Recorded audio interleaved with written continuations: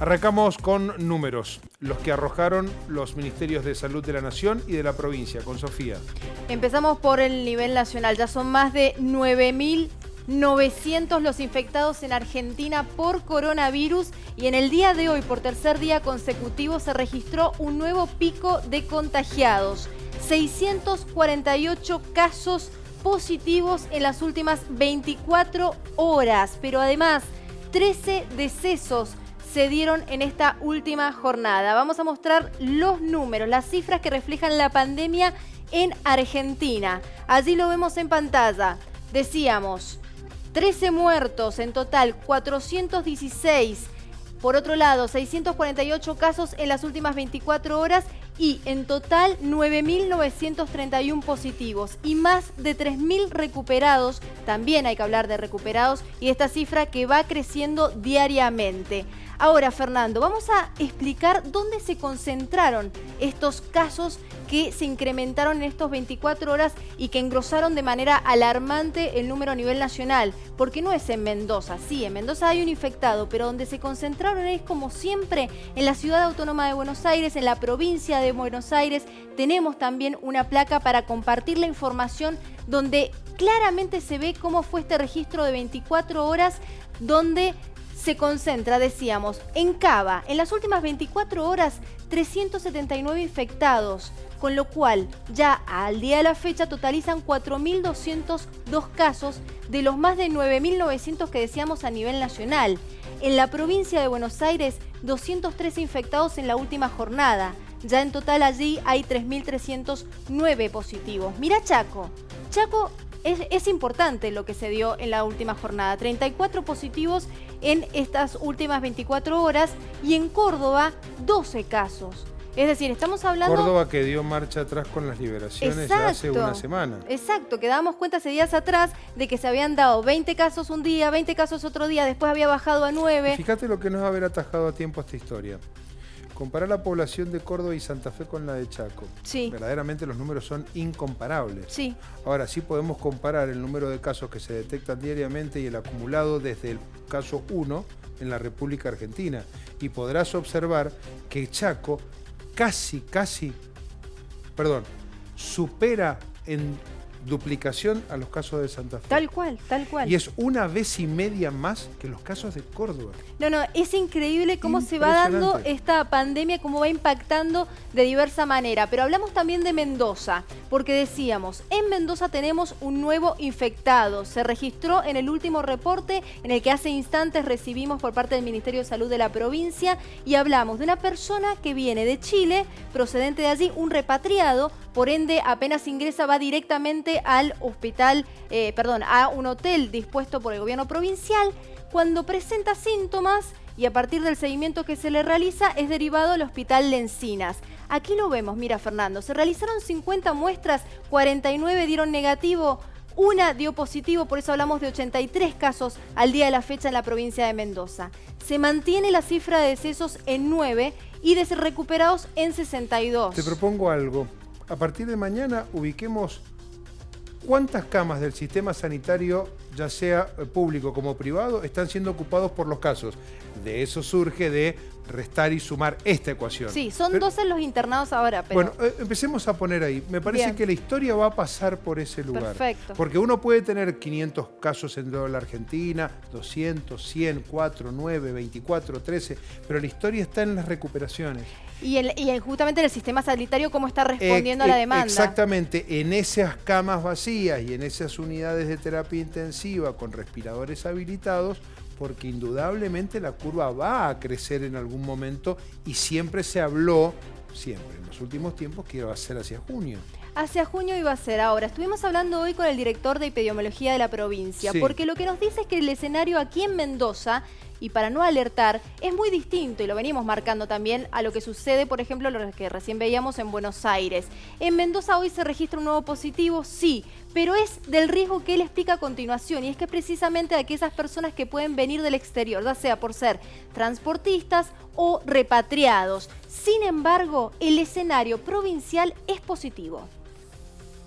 Si hacemos un simple cálculo matemático de los casos que tenemos actualmente y la mitad de casos, tenemos que retrotraernos prácticamente 40 días para que se haya duplicado el número de casos, lo cual de alguna manera, y si bien es algo empírico, nos da mucha tranquilidad. Al no haber certificado una transmisión comunitaria por parte del virus, el riesgo está fundamentalmente en el ingreso de personas a la provincia que sí están infectadas. Hay que recordar que Mendoza es un sitio de tránsito de muchos camiones, por ejemplo, que tienen permitido, a su vez, porque son fuente de alimentos, de elementos que son esenciales para el resto de la población, y que ahí sí, al ser un corredor bioceánico, tenemos el riesgo de que algunas de las personas que vienen en esas unidades puedan aparecer con síntomas. Yo creo que todavía la pandemia en Mendoza prácticamente no se ha presentado, porque la mayoría de los casos fueron importados y después por contactos estrechos con estos casos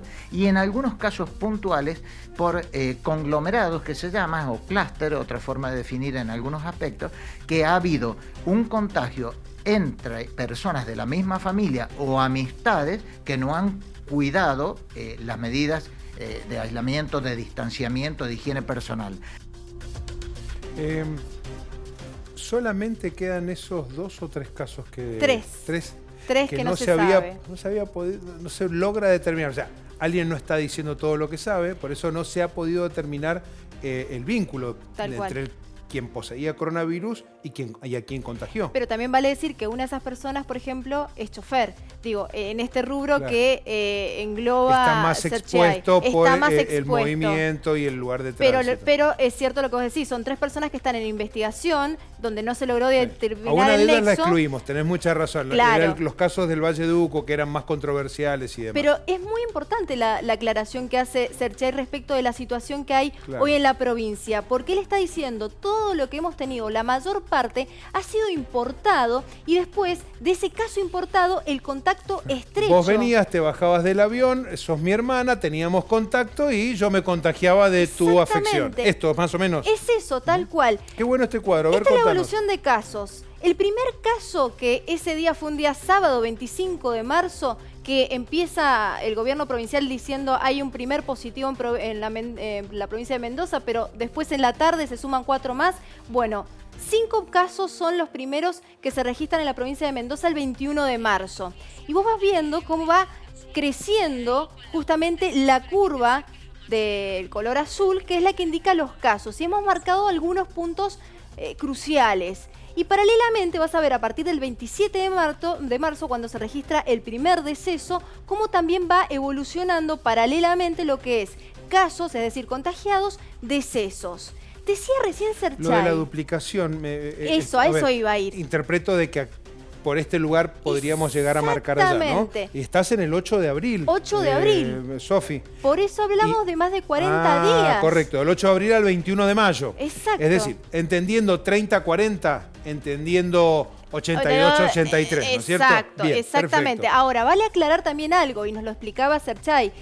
La realidad es que cuando tenés tan pocos casos, porque son pocos los casos, a entender de las autoridades sanitarias, esta herramienta de la duplicación de casos en realidad se hace más bien como un cálculo matemático que él mismo lo dijo e hizo. No es tanto como la herramienta científica que sí sirve a efectos, por ejemplo, del Gran Buenos Aires o de la Ciudad Autónoma de Buenos Aires, donde sí permite dar una duplicación de casos científica. Esto es más bien un cálculo de lo que se está haciendo para que se entienda un poco que el ritmo de contagio en Mendoza no es acelerado al día de la fecha. Me recordaba de las unidades centinelas y demás, que nosotros, tal vez la prensa, ¿no?, hayamos puesto muchísimo foco y prestarle muchísima atención, y en función de la evolución, la verdad que las unidades centinelas han quedado ahí, de centinelas, a la espera. Pero no han sido sobredemandadas, ni siquiera mucho menos. ¿Te acuerdas que en la primera semana se habían realizado apenas 5, que lo consultamos y nos llamó la atención. Con el bioquímico Spool. Sí, con Spool, claro que sí. Bueno, y alrededor de 2.000 determinaciones ya se han realizado en la provincia. Estas determinaciones, cuando hablamos de 2.000 determinaciones, son muestras cuyo resultado da positivo o negativo, alrededor de 2.000. Y lo que también es importante destacar es que nos decía Serchay que en este escenario actual, estos test de detección rápida, hay que tener mucho cuidado cómo utilizarlos. Es un recurso muy valioso que en una situación como en la Ciudad Autónoma de Buenos Aires, donde el contagio, hay circulación comunitaria y por ende se da el contagio de una persona a otra, otra sin tener nexo familiar ni lo que fuere, en una provincia como la nuestra, donde el escenario es distinto, es un recurso que hay que cuidarlo, No bajemos la guardia porque eso se seguro. nos va todo al demonio. Una linda noticia, contanos. Sí, dale, para cerrar, dale. una linda noticia. A principio de esta semana le contábamos acerca de una familia que estaba toda infectada. Bueno, en el día de hoy, el menor de los chicos, el de 8 años, tenía 7 y cumplió 8 años estando precisamente internado en el Fleming, se recuperó, fue dado de alta, obviamente preservamos su identidad por una cuestión de recaudos hacia ellos, pero allí a quien se ve caminando es a un nene de 8 años junto a su mamá que salió hoy de la clínica dado de alta, y en esa familia el único que queda por dar de alta es el papá, que está en el Hospital El Carmen en buen estado de salud y ya está en la última fase de recuperación. Pero bueno, aquí tenemos a un menor de edad. Son imágenes muy emotivas. Son tan lindas. Son muy emotivas. Y uno la verdad, le preserva la identidad por lo que se ha generado en otros momentos. Qué lindo sería mostrar esos rostros con el rostro de la felicidad. A eso vamos. Entendiendo que el que se enferma de COVID-19 no es un delincuente, un delirante. No, no hizo nada malo. No hizo nada malo, pero bueno, en estos tiempos hay que bajar un cambio y entendemos si estas son las reglas del juego. Ahora, qué imagen maravillosa. Mirá los médicos aplaudiendo, las enfermeras, todos los trabajadores. Porque semanas atrás nos tocaba contar la otra cara de la historia, con uno de los fallecidos y su esposa internada, y también nos partía el alma. Insisto, ¿de cuánto depende que esto salga bien? ¿De cuánto depende? Todo de nosotros, sin duda.